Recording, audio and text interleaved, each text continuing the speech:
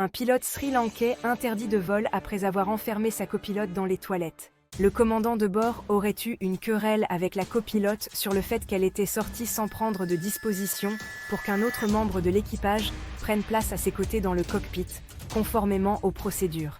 La compagnie aérienne du Sri Lanka a interdit de vol un pilote qui a enfermé sa copilote au moment où elle prenait une pause toilette au cours d'un vol de Sydney à Colombo, ont indiqué des responsables.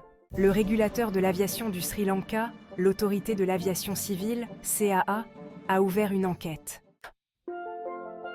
La compagnie aérienne coopère pleinement avec les autorités compétentes et le capitaine a été interdit de vol en attendant les conclusions de l'enquête, a déclaré Sri Lankan Airlines dans un communiqué. Le commandant de bord a eu une querelle avec la copilote sur le fait qu'elle était sortie sans prendre de disposition pour qu'un autre membre de l'équipage prenne place à ses côtés dans le cockpit, conformément aux procédures, a expliqué une source de la compagnie aérienne. Le personnel de cabine a dû persuader le commandant de bord de permettre à sa copilote de regagner son siège à bord de l'Airbus A330.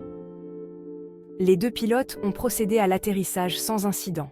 Par ailleurs, la compagnie a été affectée par des retards chroniques et à des pénuries de personnel, après s'être retrouvée à court d'argent pour financer la remise à neuf des moteurs de certains de ses avions cloués au sol. Les gouvernements successifs ont tenté de vendre la compagnie criblée de dettes. Le Fonds monétaire international, FMI, a exigé la restructuration de compagnies d'État déficitaires, dont Sri Lankan Airlines, lorsqu'il a accordé en 2023 à Colombo un renflouement de 2,9 milliards de dollars. Avec près de 6 000 employés, Sri Lankan Airlines est la plus importante et la plus coûteuse des compagnies déficitaires qui creusent le trou budgétaire.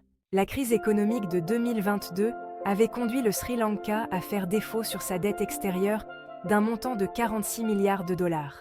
Des experts ont averti que trouver une entreprise prête à investir dans le transporteur aérien était un immense défi compte tenu de son passé de mauvaise gestion. Que pensez-vous de ce témoignage ?